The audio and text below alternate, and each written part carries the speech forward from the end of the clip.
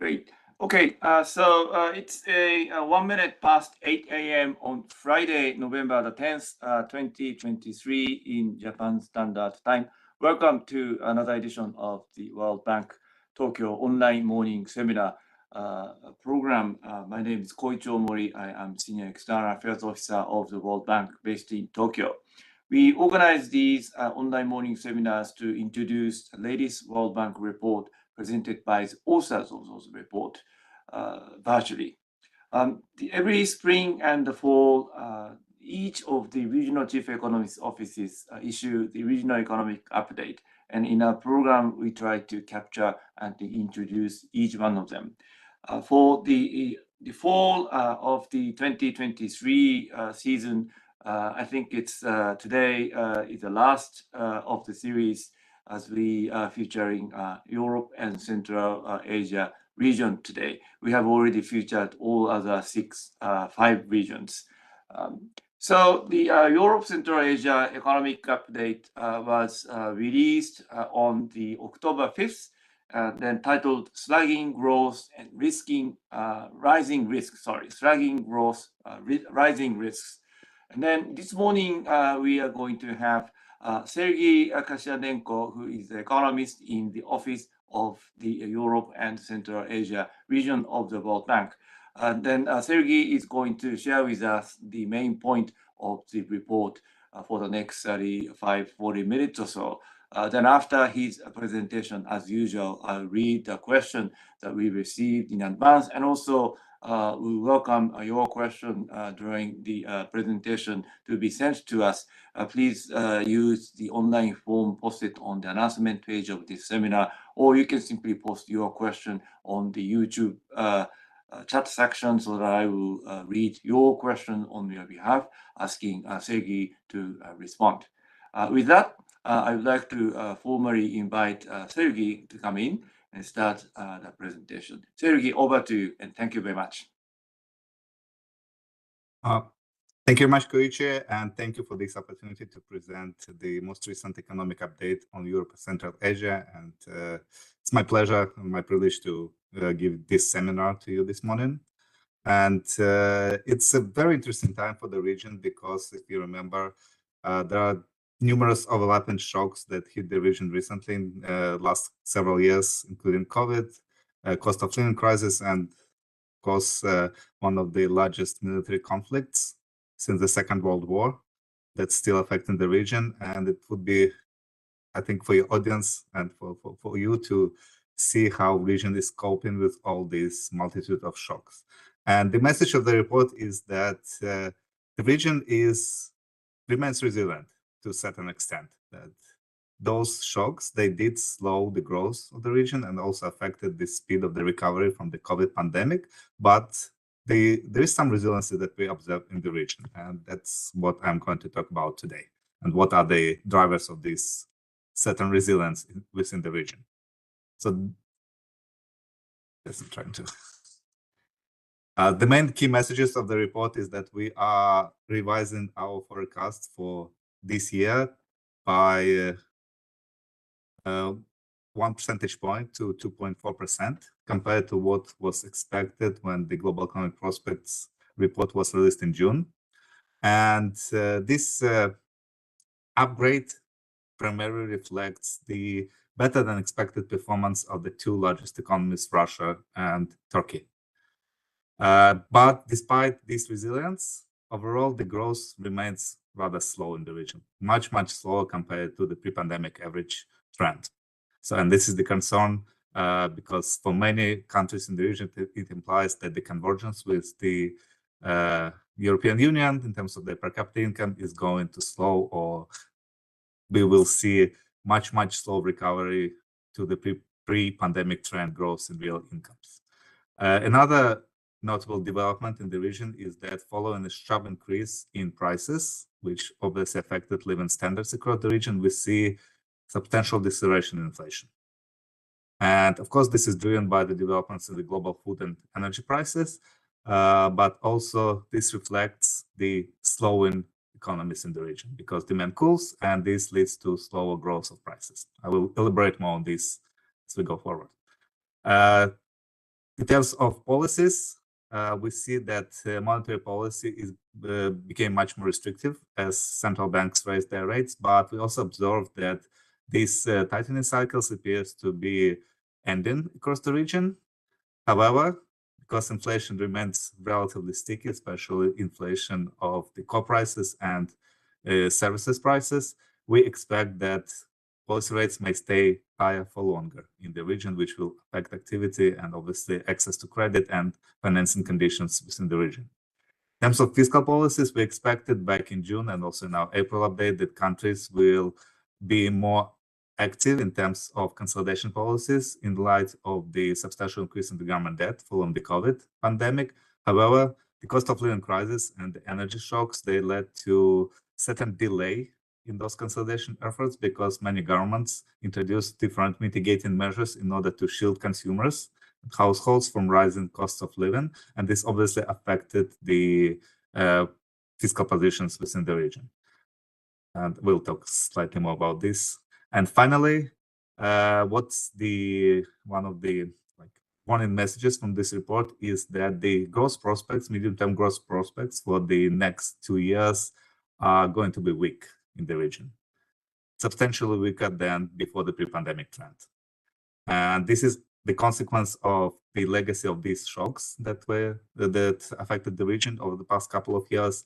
But this also reflects the decelerating potential growth within the region. And this raises the question of what should be done by policymakers within the region in order to move to faster, sustainable long-term growth.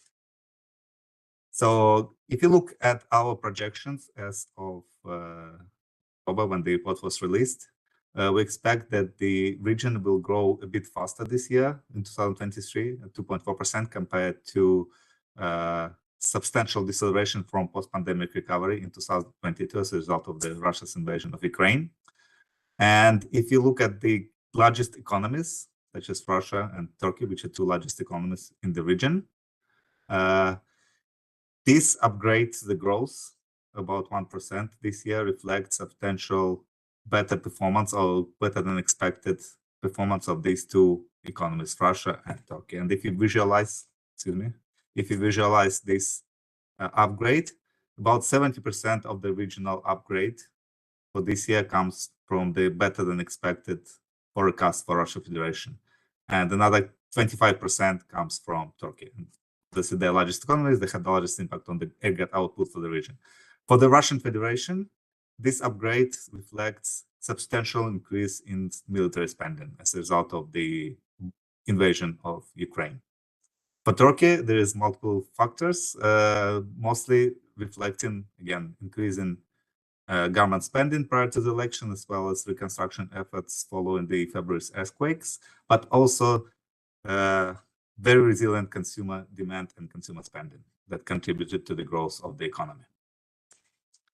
So if you look at projections, what we have currently in the report compared to June,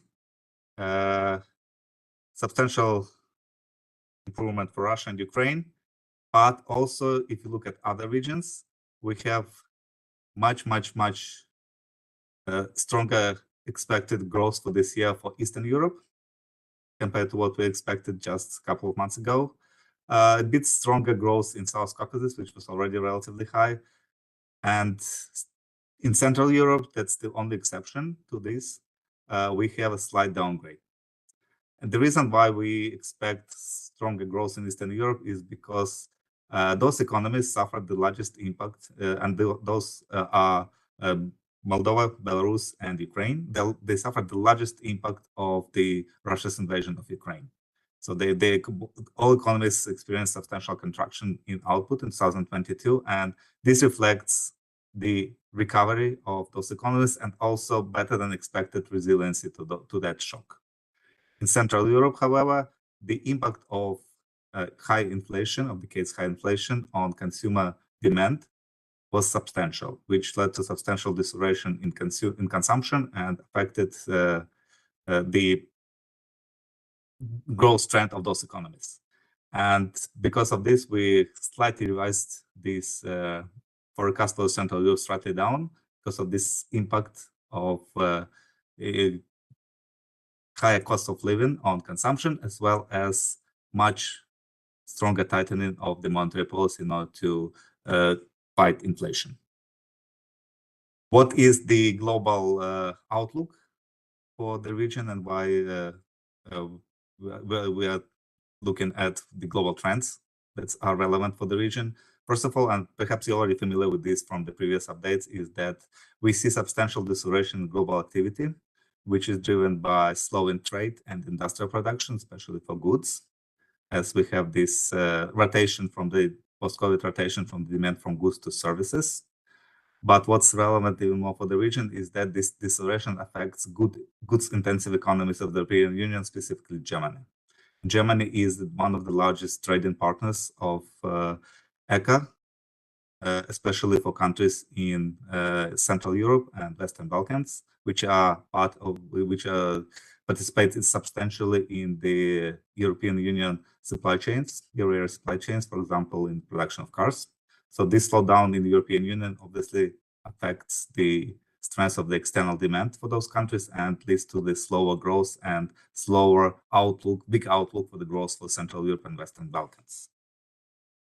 If you look at the outlook for the global economy, you also see that there has been deceleration and deterioration in the outlook for the global economy across all group of countries. And again, it's not the key message of the report to talk about the global economy, but just to emphasize that this is relevant for ECA, since a lot of economies in ECA are economies that are export-oriented and depend on external strength of the external demand.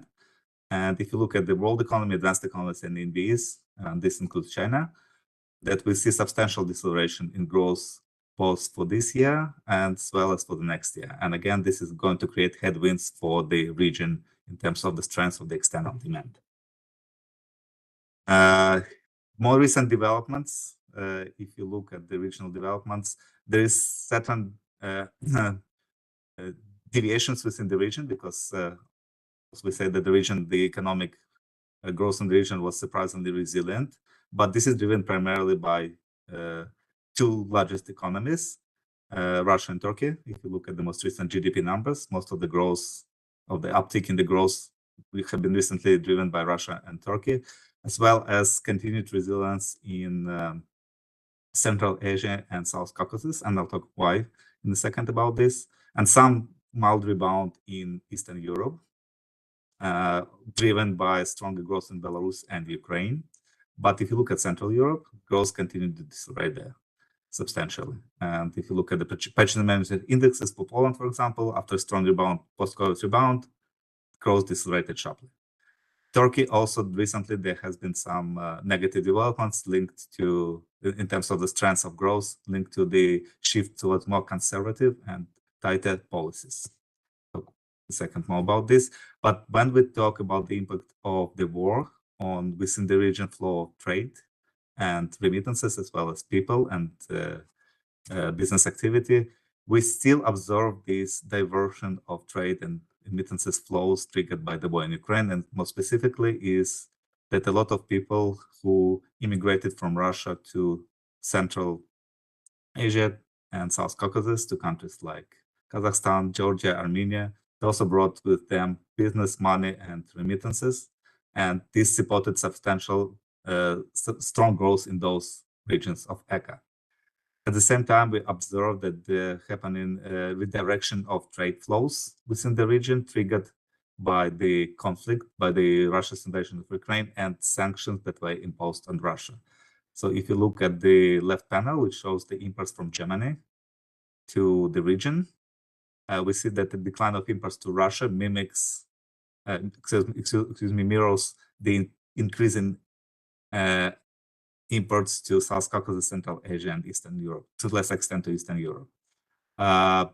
So it may be the case that these trade flows are just rerouted through, that used to go to Russia, just rerouted through the South Caucasus and Central Asia. So this change in trade and remittances flows that was triggered by the war appears to be enduring in the region, and this supports the economies of that region, such as South Caucasus, Central Asia. Actually, Armenia and Georgia are expected to be the strongest growing economies in the region for the second straight year, for actually third straight year, because of this impact of the diversion of trade and remittances within the region.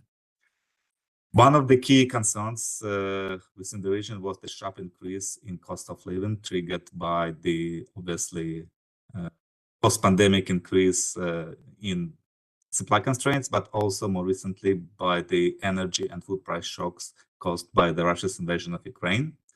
And for the region as a whole, median inflation peaked at about 17% last fall. But this year we saw substantial deceleration in inflation. And the drivers are, of course, different across countries and across sub-regional groups. But one of the key drivers is, of course, the falling energy prices, and also decelerating growth of food prices and prices of other commodities, because for many countries in the region, energy and food commodities still remain a large portion of the consumer basket.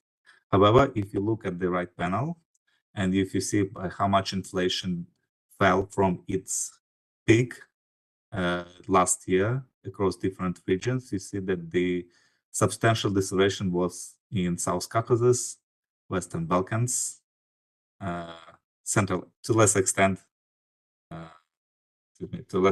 in Russia, Eastern Europe. So this reflects the fact that commodity prices fell, but also, we'll say, for South Caucasus, countries like Georgia and Armenia, it reflects the impact of appreciation of their currencies, and as a result, pass-through of lower import prices to domestic prices. But if you look at Central Europe, inflation remains persistently high there. So this also explains why economies of Central Europe are not recovering as fast as other countries in the region, because of the impact of high inflation on consumer incomes. Of course, there is substantial variation even within this group of countries.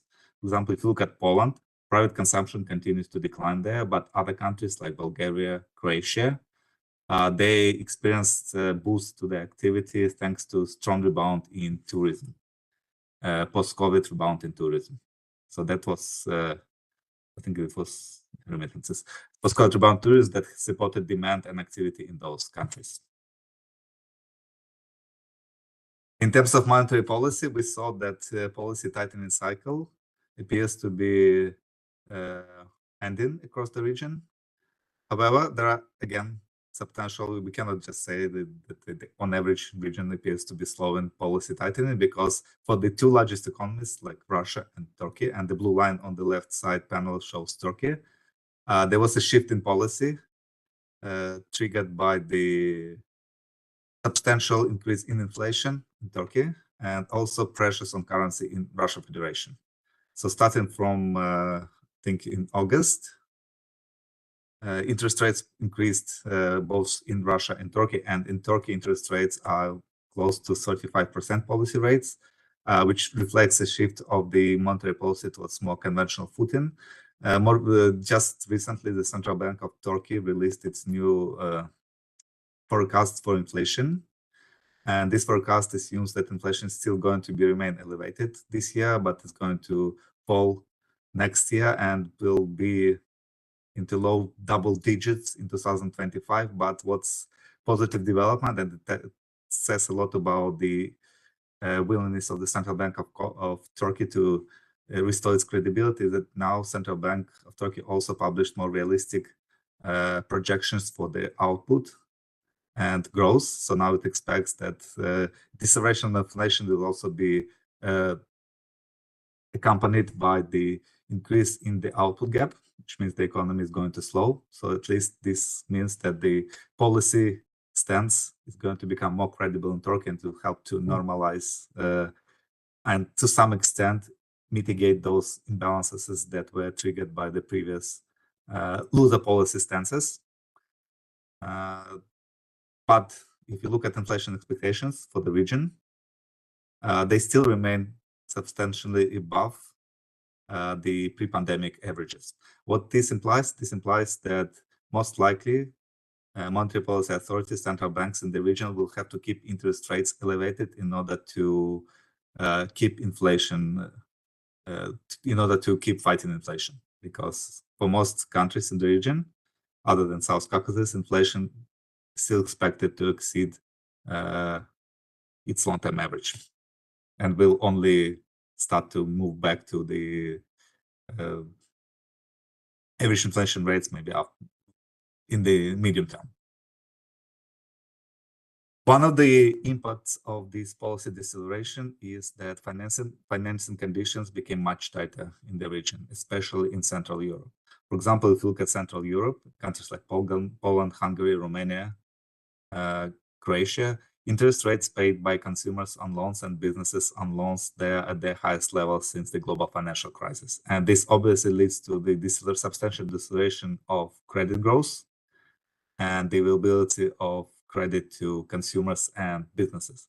Of course, this weighs down on consumption spending and on business investment, but it also increases interest rate costs, both for businesses and households. And again, this creates pressure on domestic demand.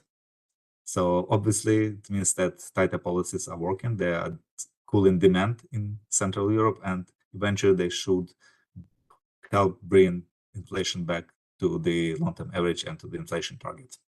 There are of course some variation within the region when you look at the credit growth, and more specifically, if you look at Russia and Turkey, credit growth remains strong there, also in South Caucasus, and to some extent, it reflects strong growth in those economies and strong demand for consumer loans in countries like South Caucasus, but also looser monetary policies at the start of this year in, say, Russian Federation and Turkey. Some countries in Eastern Europe and Western Balkans, they're also trying to lose policy stance in light of falling inflation, and it also reflects the fact that credit is beginning to recover slightly in those regions. If you look at fiscal deficits, we don't expect substantial deterioration in fiscal deficits this year, partly reflecting the fact that commodity prices, energy and food prices, they retreated from their peaks, 2022 peaks, and this means that there is less pressure on governments to shield consumers from increases in energy and food prices. But because certain governments in the region, they instituted increases in minimum wages, they increased their spending on energy subsidies or on investment into energy efficiency. This led to the delay in the consolidation efforts that were needed in order to bring the debt level back to a more sustainable level after the increase during the COVID. So we do expect that fiscal deficit will be modestly higher this year, and more fiscal consolidation efforts will be needed next year and in the medium term, which will, of course, create certain pressure on growth and will be additional factor that will lead to slower growth going forward. Government debt in many countries is down from the pre-pandemic level. In some, it's still certain countries still above pre-pandemic level, and the reason why is that if you look at the composition of the changes to growth, this reflects substantial increase in inflation. So much of the decrease in government debt to GDP ratios across the region reflects the impact of inflation, and this is not this is something that hard to celebrate because eventually inflation will return back to targets across the regions, and with policy rates remaining at higher for longer, the interest rate payments are going to, the pressure of high interest rate payments are going to increase for the governments, and this will contribute to the government deficits. Also, primary balances are expected to contribute to government debt going forward because of the demographic pressures and also additional spending pressures to help facilitate green transition and energy security within the region, so infrastructure spending, etc. So inflation by itself is not a solution for the high level of government debt in the region. The region needs fiscal consolidation that's both reducing level of government debt, but also growth friendly. So something that helps put debt on sustainable footing, but at the same time does not hurt long-term growth. Obviously, it means that it has to be accompanied by structural reforms that promote growth in the long term. So if we go to our projections for the next 2 years, we expect that the region will grow substantially slower compared to its pre-pandemic trend.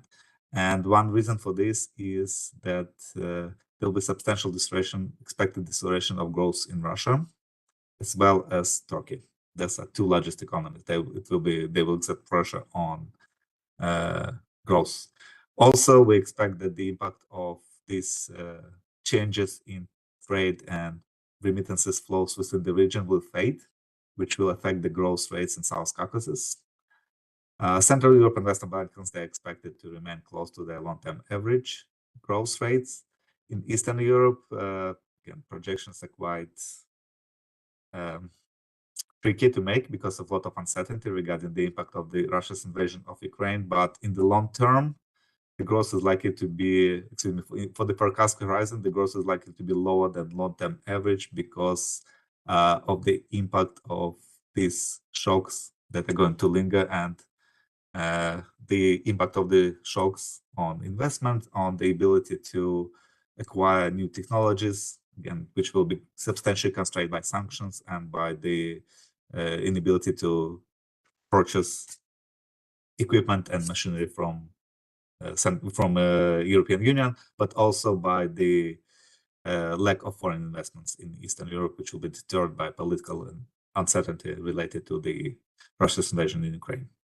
When Russia, which is the largest economy in the region, the substantial deceleration of growth is expected in light of the impact, of course, of sanctions, lack of investment, but also because of the structural shifts in the economy triggered by the shift towards higher military spending. Already, Russia's economy is reaching the limits of its capacity because of resources being diverted to the military needs. And there is a lot of tightness in the labor markets. A lot of businesses experience shortages of labor as well as investment because much of those resources are being diverted to military use. And in the long term, because of the impact of sanctions, of low investment, we expect that the growth rates of Russia are not going to rebound back to the long-term average, and this will, of course, exert pressure on the overall regional growth. Another things that will weigh down on the long-term growth are things related to productivity and long-term potential growth. And if you look at ECA, the population is aging much faster compared to other regions, which will mean that there will be fewer, the labor supply is going to shrink, subtracting from the long-term growth. At the same time, if you look at the quality of human capital, you can see that in ECA, the educational achievements have been deteriorating over the last 2 decades, which means that the region may not be ready and may not acquire skills that are needed, say, for green transition or for shifting towards more high-skill occupations that are going to put the region in more sustainable and long-term faster growth. So this is a big concern that educational attainments within the region appears to be slowing and appears to be not keeping up with the needs in terms of skills and human capital investments that are needed in order to promote long-term growth. And why this is important? This is important because the region needs to do a lot in order to accelerate green transition. And compared to other regions, ECA is one of the regions with the highest carbon intensity of the economies. Of course, this is due to the fact that a lot of economies in ECA are commodity producers and energy producers, countries like Russia, Kazakhstan, Azerbaijan. So this reflects the fact that a lot of output made in ECA is basically commodities. But also in countries such as Central Europe, Eastern Europe, Western Balkans, there is still a lot that has to be done in order to improve efficiency and reduce energy intensity of their output. And if growth continues to slow and reforms are not being implemented to encourage faster growth, it will be hard for those countries to mobilize sufficient resources to move forward with this ambitious agenda to encourage more green and resilient growth going forward. The problem with slower growth in ECA is that, as you know, there will be a new World Development Report published next year, which will focus on the transition from middle income to high income economies. And the ECA Chief Economist Office is producing a companion report on how to facilitate or how to accelerate this transition from middle income countries to high income countries within the region. So the issue for the region and the threat of this slow long-term growth is that the countries might be stuck in the middle income status without moving forward towards high income economy status. If you look at the region, a lot of the many economies globally that were able to move from middle income countries to high income country status over the last couple of decades are located in ECA, and those are countries that joined the European Union, countries such as Poland, countries in Baltics. So, but with slower growth rates of growth, this convergence and this transition toward high income economy status is threatened. And this means that governments across the region need to do more in order to accelerate this transition and ensure that countries are not stuck in the middle income status. And one of the things that are needed in terms of this is that in many countries across the region, businesses are not dynamic enough in order to promote investment, innovation, as well as job creation. So there is a substantial need to create environment that enables creative destruction within the region at the farm level. And this is also linked, and we have a small paragraph, section on this in the report, to the fact that in many countries, state is still heavily involved in the enterprise, in the output, especially in countries that are real commodity producers. And this kind of deters business dynamism and private entrepreneurship in those countries, and obviously is not conducive for the faster productivity growth and faster catch up with high income countries. So just to sum up, growth in ECA remains resilient considering the magnitude of shocks that hit the region, such as the cost of living crisis and the conflict in Ukraine.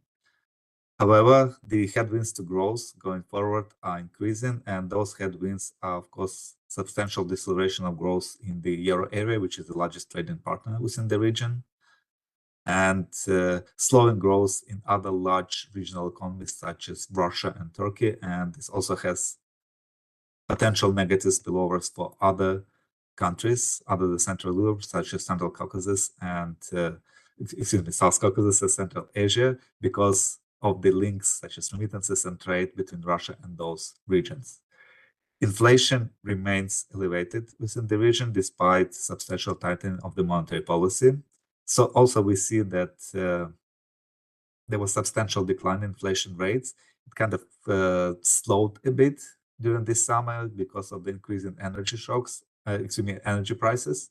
And this tells you how fragile this progress with fighting inflation in the region remains. On top of that, wage pressures appears to be increasing. So this puts even more pressure on central banks to keep inflation expectation anchored in order to avoid this wage price spiral. Because if inflation remains longer and higher for an extended period of time, this will obviously be reflected in inflation expectations and will make price stabilization even harder for many central banks, requiring more policy tightening or even longer higher interest rates within the region. Another issue for the region is that because of those shocks that followed pandemic, the end of the pandemic, there was not enough room and for countries to implement fiscal consolidations and to rebuild their fiscal space. So many countries need to substantially improve their fiscal space. And reason for this is that a lot of those countries will have to deal with such issues as accelerating green transition, the impact of the demographic shift of aging population, the impact of low educational attainments, the impact of deteriorating health outcomes, and they will need substantial fiscal space in order to be able to address those challenges efficiently and achieve the development goals. Another important issue for the region is the impacts of climate change, and the region continues to experience more often and more severe adverse weather events. And without sufficient fiscal space, it will be a substantial challenge to address those issues properly. And solution, of course, varies from country to country, and a lot of this will depend on the ability of countries to again kind of find again this deal with structural reforms that were implemented during the transition phase within the region in many countries. So the countries need again to start doing structural reforms that liberalize markets, that allow for businesses to be more dynamic, that open up private initiative and release this private entrepreneurship to create jobs and make economies more resilient. I think I'll stop here and we'll just answer your questions if you have any. Thank you, Sergey, for presenting the main point of the latest edition of the Europe and Central Asia regional update. Thank you very much. Before reading the questions that we received in advance, let me ask one question. I typically don't raise a question myself, but I just wanted to ask about the slide 18. You were showing the student performance, human capital, in terms of regional PISA scores and also reading scores in comparison with EAP regions. Now, you know, the ECA has a wide diversity of the countries, with so many countries actually within the region. So would you please elaborate a little bit in terms of how various countries within regions are doing in terms of human capital and PISA scores? I mean, the graph shows apparently, you know, the overall regional decline in the past decade or so. But I just wanted to get a sense of how it looked like within the region, comparing with various countries within the regions. Thank you. Thank you, Koichi. It's a very good question because regional trends, they obviously mask the substantial heterogeneity within the region. And because there are some countries within the region where educational achievements are considerably better compared to the rest of the region. For example, in Central Europe, in terms of they tend to outperform countries in Central Asia and substantially outperform countries in Central Asia and South Caucasus, and even some countries in Western Balkans. So there is enormous gap in terms of educational achievement within the region. Even, let's say, countries in Eastern Europe, such as Ukraine, they tend to score relatively high in terms of math skills and science skills compared to the rest of the region, even compared to some other economies in in the European Union. So there is substantial differentiation. To some extent, it reflects the efforts that were done by those countries, by the governments, you know, to improve their education, but also the legacy of the previous educational systems that they inherited back from the Soviet times. So this may reflect this. Some countries were just lucky that they, when the transition started, they ended up with relatively good system of education, basic education, and good and relatively high level of enrollment of students into schools. But obviously, these downtrends, and you can see them not just in EAP and ECA, but you can also, you see not just in ECA, but also in EAP across many developing countries. They alarming because they show that educational achievements or that progress that was made in education earlier in 2000s, it appears to be stolen and even reversing. And this data does not even reflect the impact of education on education by COVID, because it ends in 2018. So the new data by PISA will probably see substantial, will see substantial impact on educational achievement and loss of educational outcomes across developing countries because of the COVID and school closures. Thank you for your clarification and explanation. Appreciate it. Thank you. Okay, let me read some questions that we received in advance, starting with the first one. What are the key countries in the regions in terms of achieving the SDGs Goal 1, ending poverty? And what are the most urgent issues to be dealt with?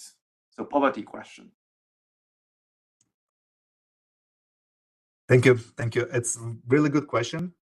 Because when you talk about ECA, you usually don't think about poverty as much. When you talk about, say, Sub-Saharan Africa, most of the low-income countries are in Sub-Saharan Africa, and where poverty issues are much more pressing, much more relevant. But of course, the region is very heterogeneous. There are countries with substantially lower per capita income within the region compared to, say, to Central Europe.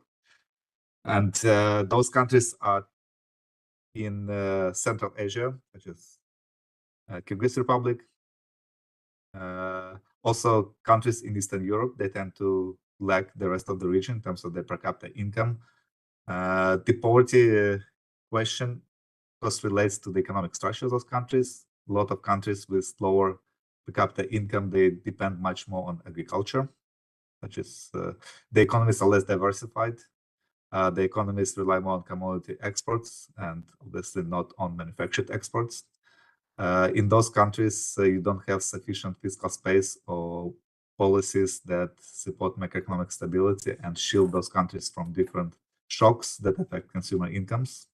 So that's what is needed in those economies is, of course, considerable effort to accelerate structural reforms to promote diversification, to promote private sector business creation, to reduce informality, to move people from agriculture to more productive industries and sectors, and to reduce vulnerability to, say, commodity price shocks that affect both the cost of living as well as fiscal side of the ability of the government to respond to these shocks. Another important issue, and it's more recent issue, is the impact of the Russia's invasion of Ukraine on poverty levels within the region, not just because of the price shocks that substantially reduced real incomes across the region, but also because of the displacement of population that the war triggered. Millions of people were displaced in Ukraine, and the levels of poverty jumped substantially in Ukraine to high double-digit numbers. So this is a big issue, and of course it will depend on how soon the conflict is going to end and how fast the country will be able to rebuild itself. And it's not an easy question. I honestly don't have the answer to this question, but a lot will depend on the support from international organizations, international donors, and people and governments who are willing to provide Ukraine with funds to alleviate poverty triggered by the war. And if you look at the region, you see that there are some pockets of conflict and violence that create distress and hardship for many people within those regional, within those sub-regions. For example, what happened in Azerbaijan and Armenia, about 100,000 people were displaced recently. And a lot of those people, they were left almost with nothing. So basically, they were just moved to Armenia. They require a lot of assistance, as basic food, even shelter. Clearly, the Armenian government may not have sufficient resources to deal with this, and it requires cooperation and support from international organizations and maybe from other regional governments to help those people. So you don't usually think about ECA as a country that is plagued by poverty, extreme poverty, but those countries, middle-income countries, if you look at different poverty lines, there are still a lot of people who are struggling, who are being severely hit by increases in inflation, and whose real incomes still have to recover to the even pre-pandemic level. Thank you. Thank you. Thank you very much for response to the first question. The second question, obviously the situation in EU countries is impacting a lot on ECA countries in terms of trade, but what about China as a trade and economic partner? And then how does China's economic situation impact on ECA countries?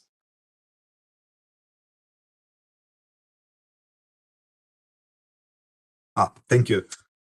China became the impact that China as a trade partner of the region is getting more and more prominent in terms of its demand for the regional commodities such as energy, foods, agricultural commodities, etc.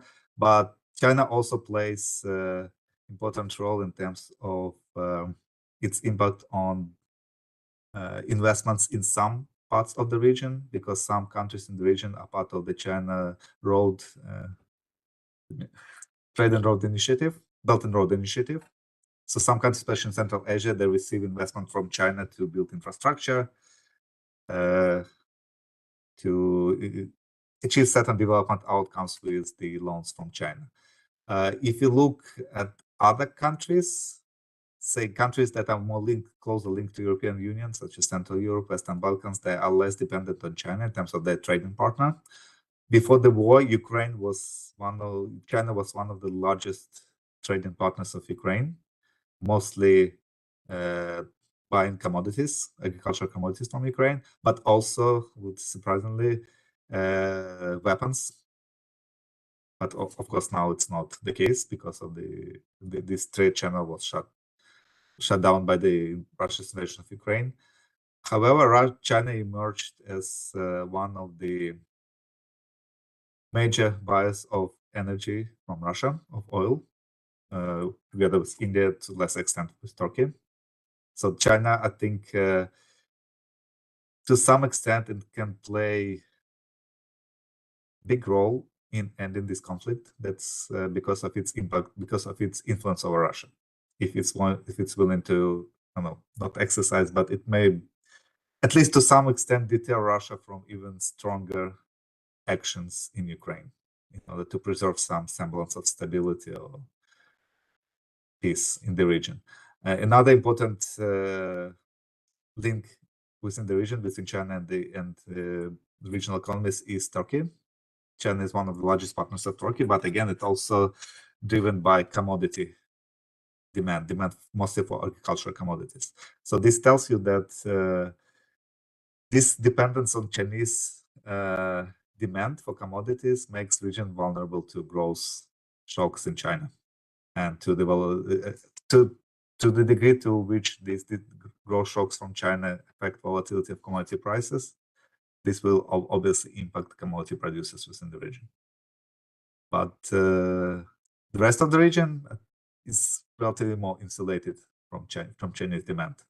Perhaps it has some secondary effects through the impact on the overall growth globally and in the European Union, but not directly through China. I think the most immediate impact will be felt by commodity producers if growth in China decelerates substantially. Thank you very much. Another question: how can the governments of ECA countries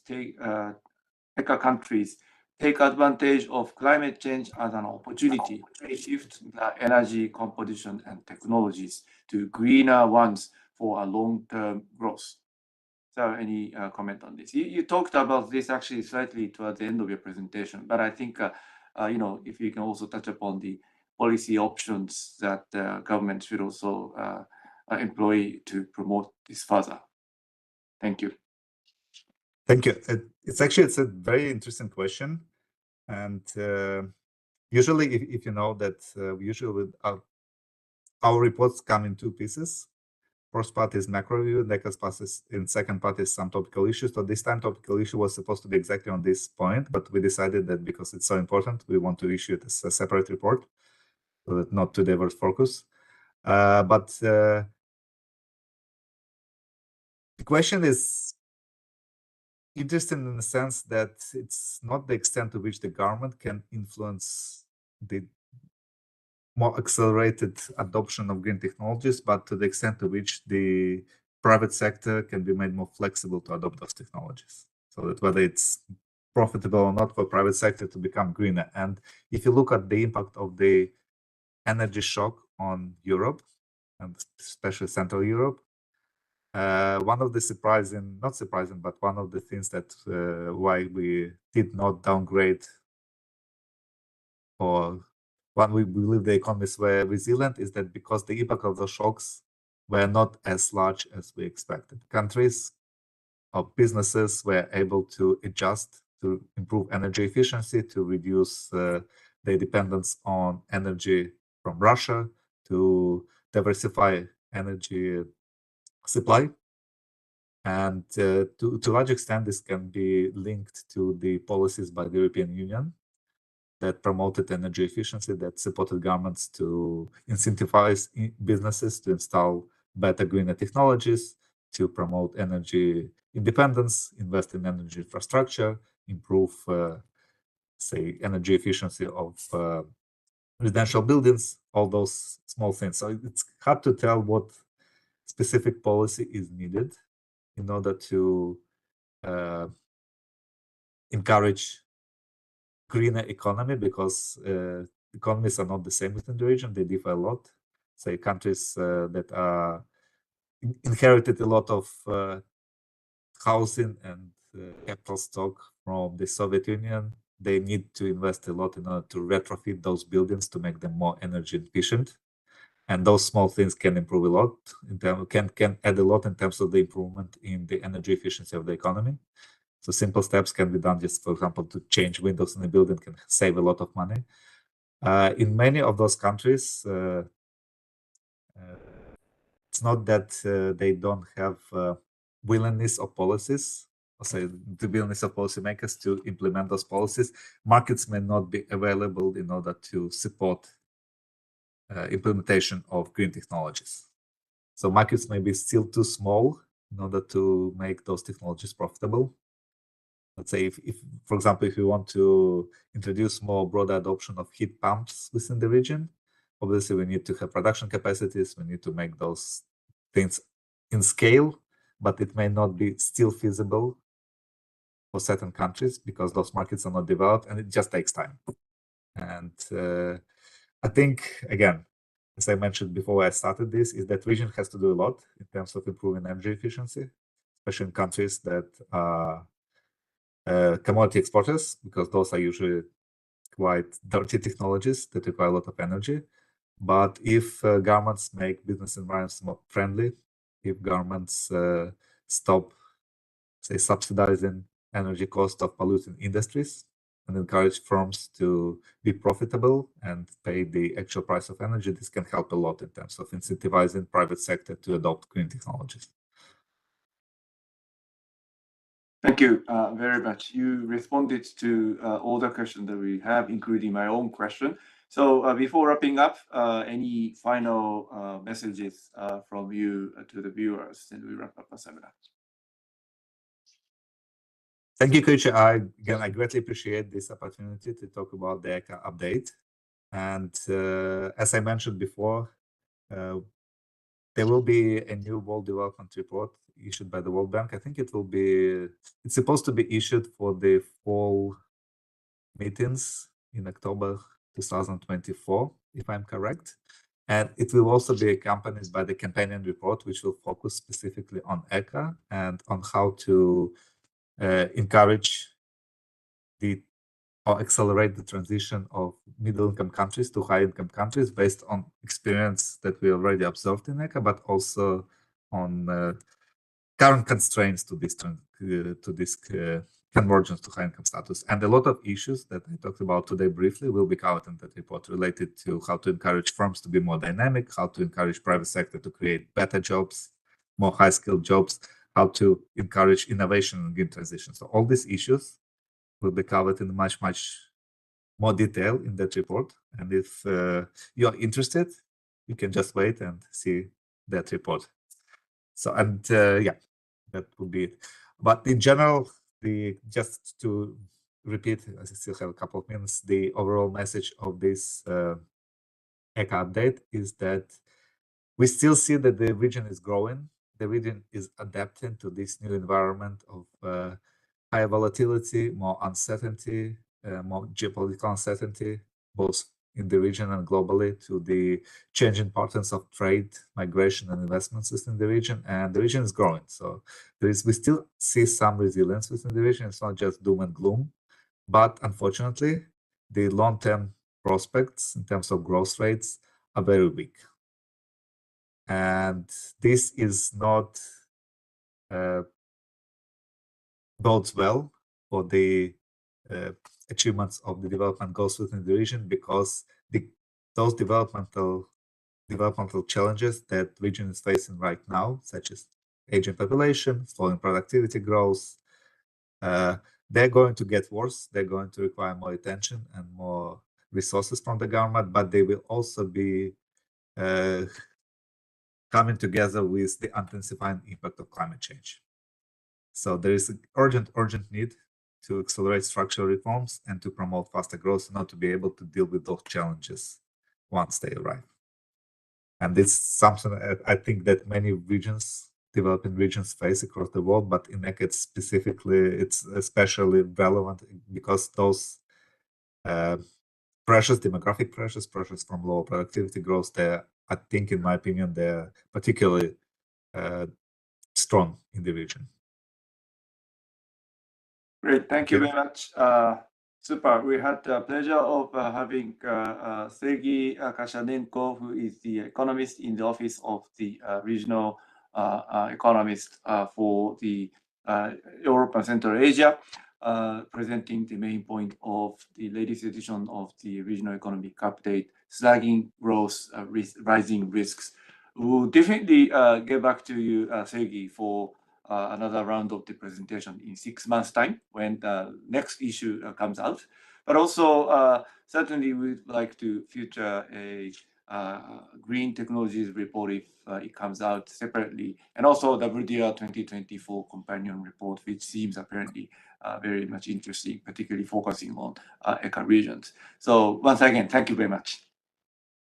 Thank you. Thank you. That's my pleasure. Thank you. Have a nice day. Thank you very much. Great. Thank you. Okay, so we are going to organize the next morning seminar focusing on commodity market outlook. And this is going to be Tuesday next week, 8 a.m. So please join, stay tuned. And then we'll have more interesting seminars coming up. So please check our website. So with that, thank you very much for joining. Have a nice weekend and see you next week. Thank you.